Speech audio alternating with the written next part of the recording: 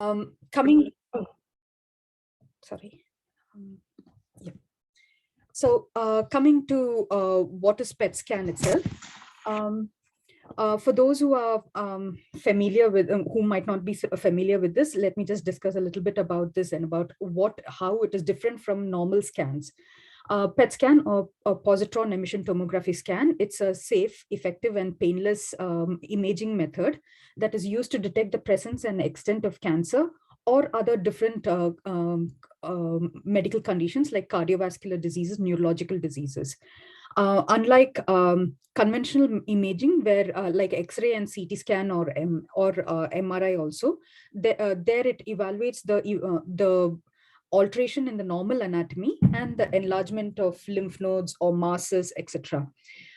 PET scan itself is different in that it is a biochemical tool that allows us to look at changes in the metabolism, and it's a modality which is used, which was used mainly in research, but now is becoming a standard component of diagnosis and staging in oncology. It is unique because it evaluates the functional activity of the tissue, and therefore giving a quantitative molecular effectiveness of the activity that is going on in the tissue. There are different types of, so it's a type of a nuclear medicine examination. For example, the other types are bone scans. It differs from the other nuclear medicine examinations like bone scan because in those methods, they evaluate only the radioactive substance that is collected in the amount of the substance in a particular tissue. Unlike this, wherein it actually evaluates the metabolism that happens within that particular tissue. One other important significance of this test is that it helps to detect early changes that happen at the onset of a disease process before anatomical changes can even be seen on conventional methods like the CT scan, which takes time for it to actually be seen on the scans. Therefore, PET scan is quite sensitive and specific for sensitive for detecting tumors. Just a brief about how PET imaging works. It is mainly by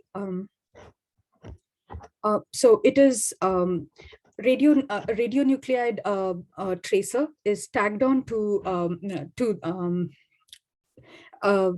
radio tracer is injected into the body, and this, when it enters in the body, it fuses along with the tissue, the photons in the tissue, and they undergo annihilation, and they release gamma electron photons, which then gets reflected onto the detector, that is the PET scan, and this is detected by the scan, and this helps in forming the images which are constructed back and creates the image of the particular tissue. Now, this is usually tagged to the known common chemicals that are present in the body itself. For example, which are commonly used, like oxygen, fluorine, and carbon, are the different types of radionuclides that are tagged along with a particular chemical to help in as a tracer to help to be injected into the body. And this undergoes natural decay in the body and is excreted out in the body. So it's quite a safe method of doing the procedure. There are different types of PET scan research itself. So some of them is mainly involving the experimental medicine or early levels, wherein we evaluate the radiochemistry or the development of the radio tracers itself. It's also used in early stages of clinical trials.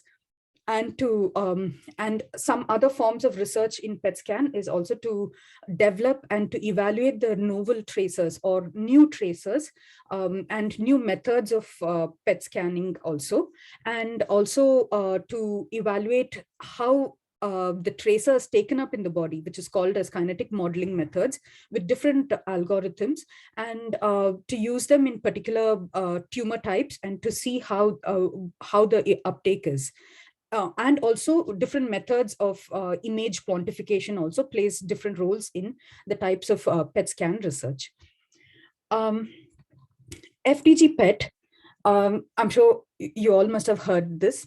This is the most common PET which is available out in which is in practice, clinical practice, which is one of which forms about 90% of the PET scans that are used in practice. It is used as a whole body PET scan for in cancer. It's used in lymphoma, lung, melanoma, and breast cancers, and also now in almost all forms of cancers. In specifically in other conditions, it's used also in epilepsy, in Alzheimer's, and also even for diabetes also it is used. This is just showing some of the images of the normal uptake in the heart, and you can, and in the it does not show the uptake in the lung as such, and there is the uptake more in the brain. So this is based on the fact that FDG PET is wherein the glucose molecule is being tagged on to the radiotracer, the fluorine radiotracer, making it the fluorodeoxyglucose. And when this is injected into the body, it is taken up in active tissue, which uses up glucose, and therefore this flare up is seen in the normal tissues wherein there is activity going on. For example, in the brain and in the heart. This is in cancer. This is an example wherein a 40-year-old lady who presented to the clinic with a left-sided breast lump. She went on to have a mammogram and which confirmed, and a core biopsy which showed a left-sided breast tumor. And on CT and FDG PET, this is a FDG PET which shows the lesion in the left breast. And she went on to have treatment, that is with primary chemotherapy, followed by at the end of 6 cycles of chemotherapy, the scan showed that there was complete response with the disappearance of the lesion itself. And she went on to have specific surgery for this area, along with node dissection and breast conservation, and completed with radiotherapy and endocrine therapy. So this is an example of how PET scan is useful in breast cancer. These are just a few images of a few other cancers wherein just showing the flare up, increased uptake of the FDG PET radiotracer in the particular area of in the tumor area, because it is known to have a higher activity of glucose metabolism in the tumor tissue itself, and therefore it gets picked up in the PET tracer, in the PET scan. This picture is of the breast cancer, wherein you can see the flare up. Similarly, in the liver tumor, you can see the flare up of the tumor site. And this is a CT scan, a PET scan, and a fused image of the PET CT of esophageal cancer and its lymph node enlargement. So coming to what are the uses of PET scan itself, it is used specifically for characterization of tumor detection, to pick up new tumors when CT and MRI are not able to identify. And also it is used as an adjuvant to it in early recurrence, to detect for any early recurrence. A specific indication of PET scan is to help with treatment decisions itself. For example, in non-Hodgkin's lymphoma, having a PET scan helps in knowing exactly the extent of the disease in the whole body, and therefore helps the patient to actually decide about the type of treatment they would like to have, to be able to predict the type of outcome that is going to come with the particular treatment that they opt for. So there it helps in the treatment decision itself. In lung cancer, there has been studies to show that using a PET scan at an early stage, at the first stage, at the time of screening or staging, helps in detecting, along with a CT scan, to help detect the type of surgery that can be used to, example, in the early stage cancer, and therefore also where there at the same time also where there might not be a need to actually do surgery, and reduce the risk of exposure to surgery itself. And one study actually showed that there was that a PET with a CT scan helped in accurately staging 83% of individuals as compared to 57% with PET alone. Now, again, there it has now become a standard wherein PET scan is used along with CT scan combined together to help to improve the accuracy of the uptake. This is an example of how in lung cancer, how the PET scan can be useful. For example, the first image shows a CT scan with a lesion that is suspected around the left hilum, left bronchus, and with a possible involvement around the lymph node. But on doing a PET scan, it shows a clear and it helps to clearly differentiate the activity in the tumor and the specific node, and therefore changes the whole staging of the tumor itself, and accordingly the surgical procedure that is used for the treatment. In breast cancer, it is again been shown with a few other studies, wherein, for example, in 61 patients, it was shown that patients who were followed up for about 4 years went on to have, after treatment, went on to have different forms of follow-up imaging to look for any recurrence. And they showed that PET scan was more accurate in showing, picking up a recurrence as compared to the other conventional methods. This is not the standard. Yeah. Can I just jump in for a second? I know you're worried about taking too much time for your slides, but you can slow down a little bit because I think it might be easier for us to follow. Am I correct in this? Are the others able to follow? Yeah, okay, that's fine. I just thought, I know I could feel that you were trying to not take too long for your slides, but okay. No, yeah, just mainly talking about the main points of them. So, this again shows how PET scan can be useful in breast cancer, in also for recurrence and follow-ups also. This is not the standard of care, but it is showing a trend towards becoming a form of standard of care. Another use in which PET is useful is in early response in tumor. It helps in differentiating patients who are responding and those who are not responding early on in treatment. For example, this is helpful especially when while on treatment, if we are able to detect the patient actually responding, we would be happy to continue with the treatment. But if it is showing non-response, we could reduce the risk of exposure to the chemotherapy or the radiotherapy, and therefore get the patient on quickly to another form of another line of treatment. This is an example of how this first image shows non-Hodgkin's lymphoma. There's the arrow showing the lymph nodes, and how it has shown on follow-up scan, it has shown a complete response, early response, which was not seen completely on a CT scan. Similarly, this is on the above picture is of a breast cancer patient who's had an endocrine therapy, hormone therapy, and with lesions, they are known to have lesions in the bone and lymph nodes, which improved quite a bit early on in treatment as compared to a CT scan itself. Then in esophageal cancer, just to highlight another study which showed, which showed that the study took up about 257 patients who underwent 2 forms of chemotherapy regimes, and these patients had a PET scan 2 cycles after the chemotherapy. Normally, we would be doing it at around 3 cycles to see how the response is with a CT scan. But in this study, it was done with a PET scan 2 cycles after chemotherapy to look for the response, the early changes that is happening. And those who did not have a response were changed over to another form of treatment.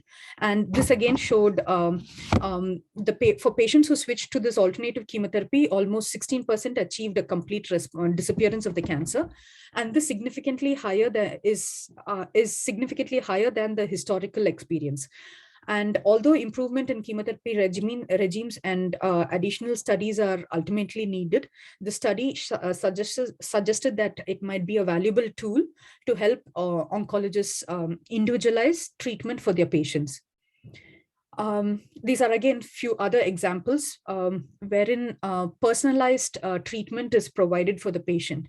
For example, in lung cancer, we know that there is a mutation on the receptor cell called as EGFR, for which we can target a specific medication called, example, erlotinib, which can be provided to these patients. So in this particular study, but not all patients have this mutation.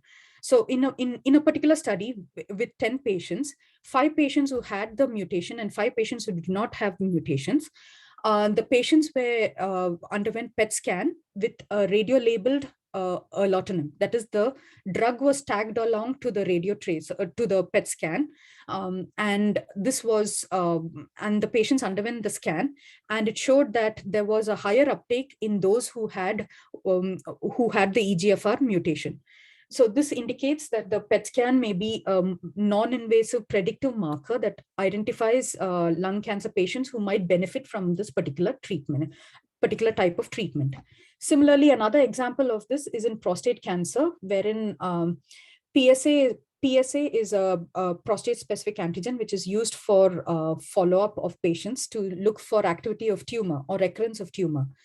Gadolinium PSMA scan is a new PET scan that is now very much in the news and becoming more significant and becoming becoming the standard of care in prostate cancer investigation.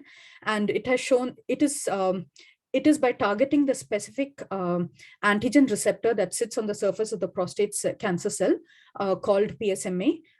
And this is by tagging the radioactive peptide gallium which goes and tags onto that particular receptor.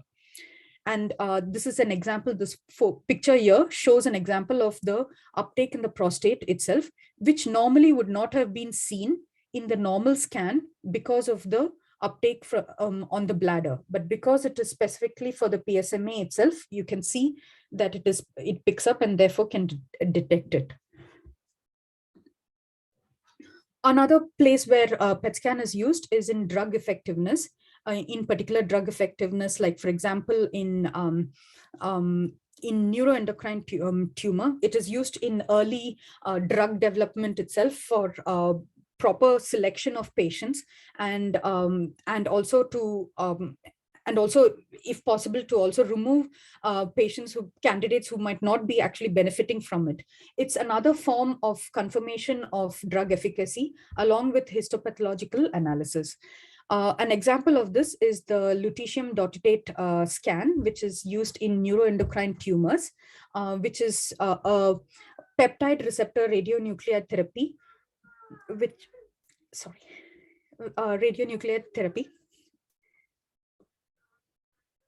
PRT, it's called, it is for systemic administration of the specific radiopharmaceutical, which is delivered to the tumor. And this uptake is seen, and which is expressed only in neuroendocrine tumors, and helping in delivering the treatment specifically to the and detection of the particular tumor.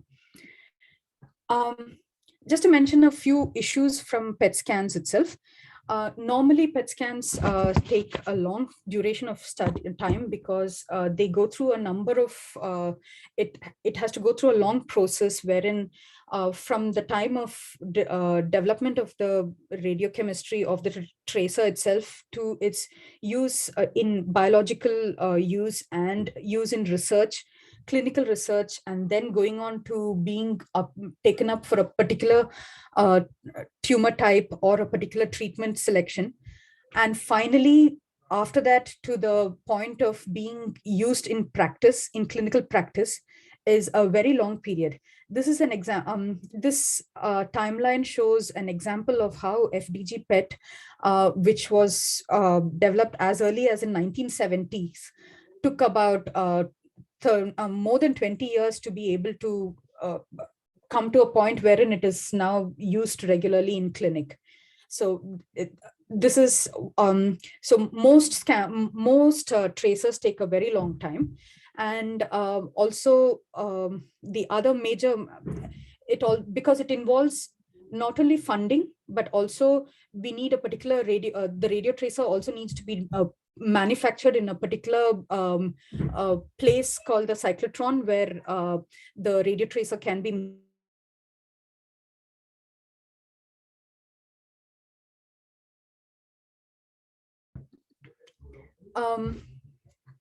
so now I just want to show you want to talk a little bit about sorry, just a second, please. Sorry.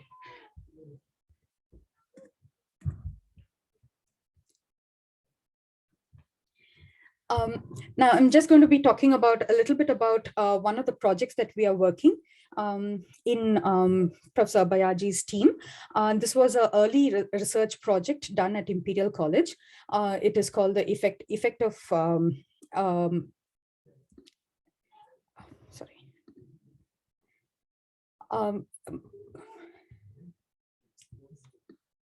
sorry. Effect of pemetrexate on non-small cell lung cancer with FLT or fluorothymidine PET scan. This was FLT is another form of a radio tracer like FDG PET, and this is it has been shown to be to help in identifying DNA or the basis of the DNA synthesis, that is the nucleotide synthesis pathway, and it is used as a surrogate marker of proliferation, cell proliferation, and therefore tumor proliferation. There has been extensive work done on FLT in cancer, and by Professor Abayaji's team, and this has been translated into patients to detect an early effect of drugs on individual tumors, and how this might lead to even drug resistance and response. Now, in this study, in particular, just to understand a little bit about why this study is significant, this represents the cell wherein the thymidine, wherein the nucleotide synthesis happens through the de novo pathway by the activity of the thymidylate synthase, and and there is also an alternate pathway called the salvage pathway through the thymidine kinase, which is active but not very active as compared to the de novus pathway. When a chemotherapeutic agent like pemetrexate, which is a form of chemotherapy drug, which acts specifically on the thymidylate synthase, it inhibits this pathway, and therefore it activates the salvage pathway and increases the presentation of the ENT1 receptors onto the cell membrane, and increases the movement of thymidine into the cell through the thymidine kinase, and therefore produces again the thymine in the production, in the synthesis of thymine. FLT PET, FLT tracer is again taken up along with the thymidine, conjugated with thymidine. It enters through the ENT1 receptors and gets taken up into the cell, and this is shown in the PET scan. Normally, what happens is when pemetrexate is active.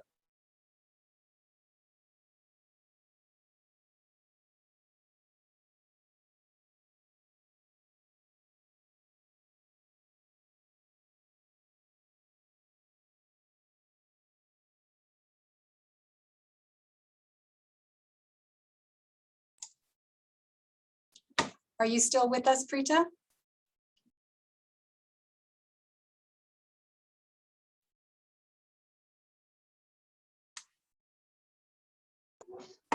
I think she's dropped off. She might have lost her connection. I would love to be able to continue this. Can anybody else? Well, I thought I'd already had a PET scan back in 2017. What did you say, Eric? Mike. Michael, yes, sorry. I used to be known as Eric many years ago. On the, I thought I'd had a PET scan 4 years ago. Yeah. I had a radioactive tracer, and it follows through on everything that Preetha had been saying. Talking about. But what I thought was quite good there is that it's also used for follow-up possible recurrence work, which is good. I didn't realize they would do that. I mean, basically, it was explained to me that they just tap into the hot spots. I think she's come back on now, is she? Not yet. I'll go off today.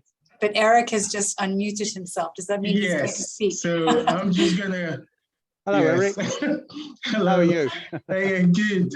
Sorry about this. That's the era of doing all these Zoom meetings.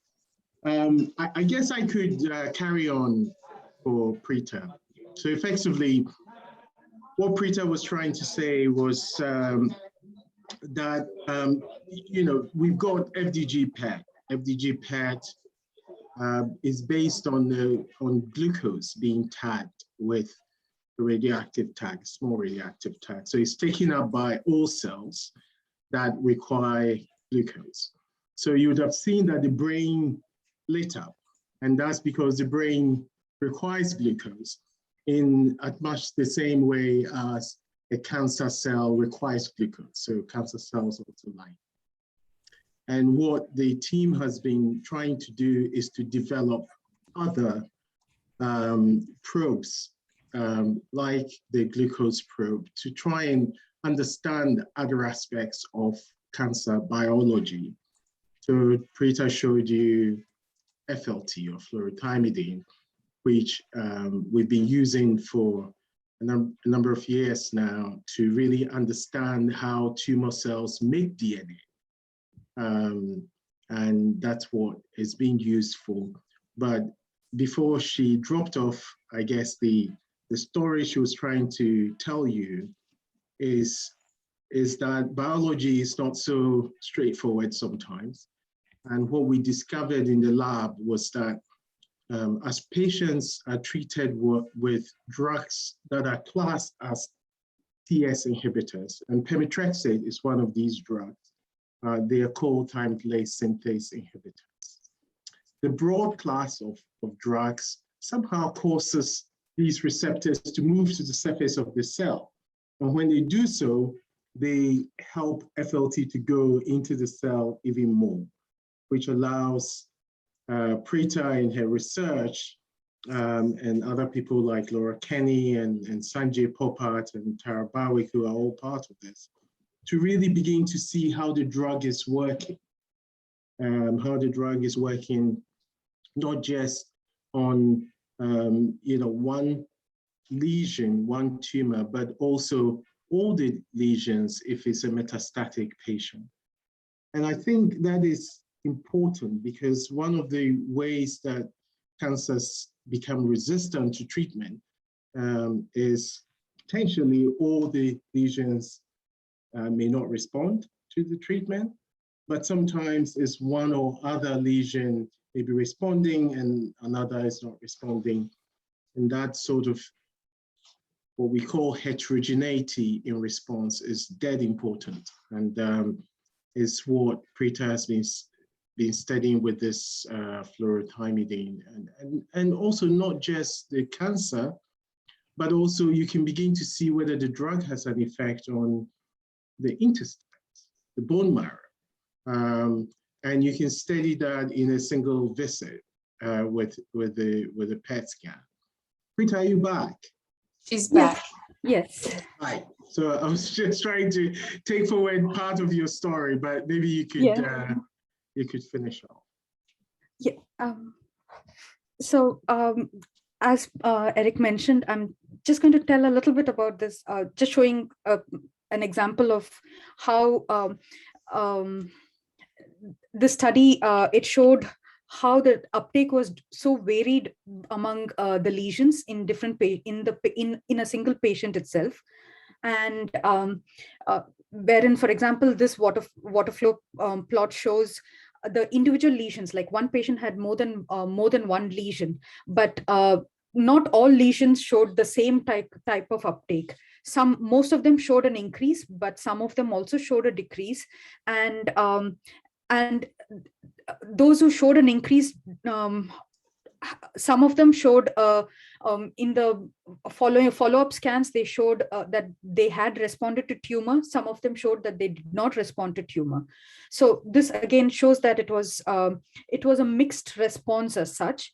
But generally, it showed that those who had an increased uptake, most of them went on to have either a stable disease or who had some response or partial response in their follow-up scans. And this is an example of the FLT PET scan of a patient who had the uptake in the lesion in the baseline, that is the hilar lymph node, which was increased 4 hours after the uptake of after the administration of pemetrexate, wherein by testing the standard uptake of in the voxels, the parameter that is used for evaluating, it showed that there was an increase in these lesions 4 hours after that. And similarly, this is another patient wherein shows that at baseline and 4 hours after this, the patient went on to have increase in uptake. This is we also looked at combining those patients who had some response to those without any response, and to see whether the FLT uptake was actually correlated with this or not. And we saw that those who were responding had an increase in 16%, and as compared to those who did, that was the progressive disease patients, who there was an average decrease of about 0.3% at the 4 hours after baseline with pemetrexate. And this therefore kind of reflects the varied picture, which probably is also as an early indicator of de novo resistance itself, and also possibly of an acquired resistance that could also be tested. These are graphs of graphs of the uptake of the tracer in the normal tissue, for example, in the bone marrow, in the normal lung, and in the small bowels. And we can see that there is slightly higher uptake in the bone marrow in the post treatment as compared, and also in the bowels. This is so the PET study is probably helpful in this also, because it gives an indicator of subclinical toxicity that could be happening in the tissues, and therefore understanding the toxicity levels of the patient and the side effects that the patient has also, which could be further evaluated. This is just an example of just showing the survival curves in this study group itself for the particular subgroups of responders. And this was quite similar to the ones who had to the general population of with lung cancer. That is, the median time to progression was about 5 months, and overall survival was about 18 months. So just to conclude as such, the data showed that there was mixed response, and that is, not all lesions showed an increase. And this possibly could be because the thymidine thymidylate synthase inhibition might not have been complete with pemetrexate, which possibly could be because of different pathways also involved in it. But more importantly, the heterogeneity itself was different in the lesions, and therefore using conventional methods of evaluating, for example, it's called a RECIST response, which is RECIST criteria, which is used for CT scans. That usually measures just only the size of the tumor, and that might not completely reflect the actual activity of the tumor, that is activity within the tumor, unlike a PET scan. Therefore, this heterogeneity is probably going to be very helpful in actually providing individual response information.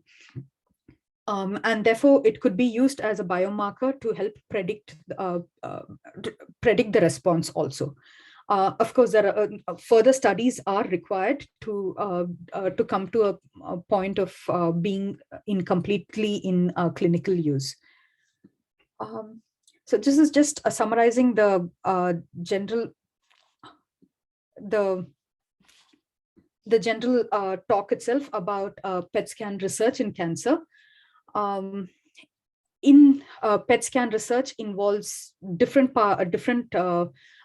fields of the society. That is, one is the patient involvement, which is the most crucial part of it, because without the patients, we would not be able to get any results.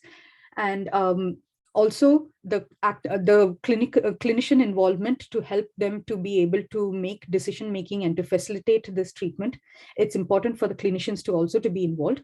And similarly, the activity of the research activity itself by doing early research and clinical trials, it helps. All these together would therefore help in improving the patient care and ultimately the quality of life and cancer survivorship. And therefore, PET scan in cancer research is quite important.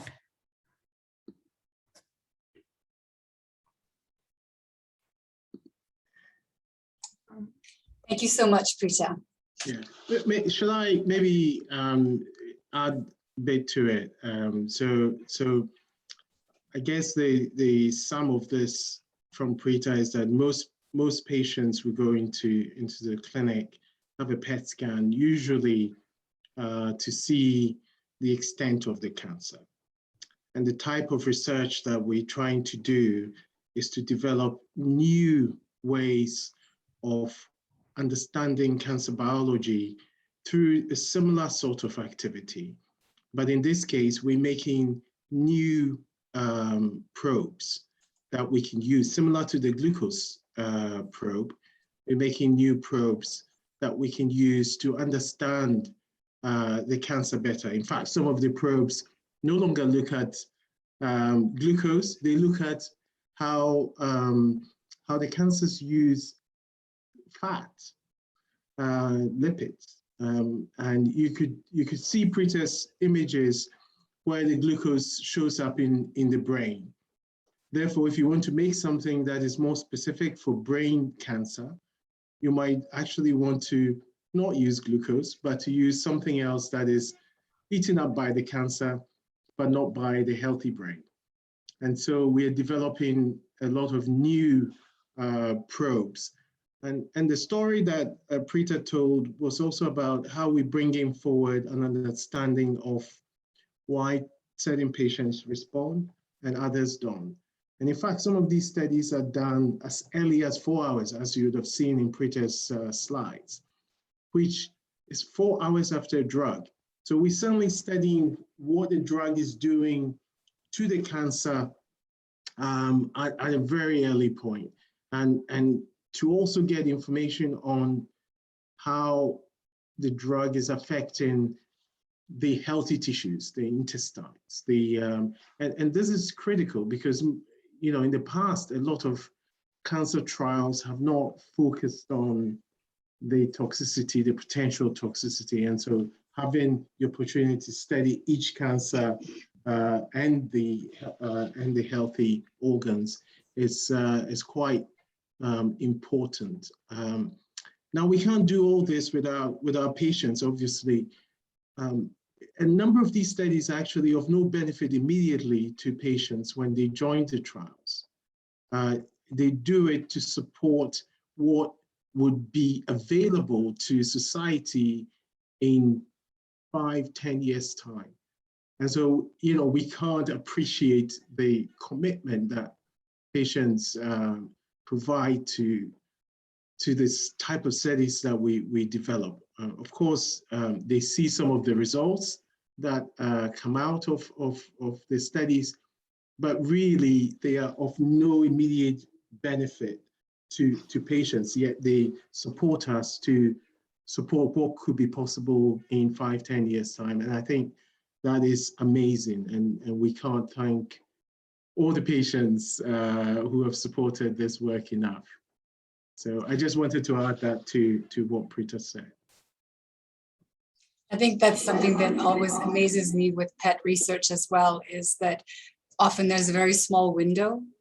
And so it can be quite difficult to get the patient there, and still they commit to doing it. And then sometimes, you know, we're already, and the tracer fails that day, and they might have to return on another day, and they do. So it's the people who take part in these studies are, you know, really quite remarkable of what they give for no personal benefits at all. So it humbles me again and again. It does. I used to have a note in my office that we should, you know, nominate every patient who contributes to our research for the Queen's Award. And then I was told, well, it's a clinical trial, Eric, you're not allowed to tell who is doing what. But I think it's amazing. Does anyone have any questions for Preetha or for Eric? Or for Laura, who works with the team as well? I'd just like to say it was very informative and very interesting.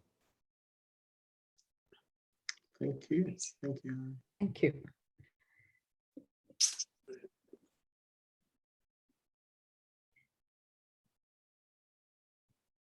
All right, no further questions. Then I will say, Jinky, thank you for joining us tonight. And we just missed Joyce. I saw she was walking, so I didn't want to kind of distract her, but she's with the team as well. So I would love to thank Preetha for presenting tonight, and for Eric and Laura and Joyce for have come along as well. And thank you to Harry and Michael, Suzanne.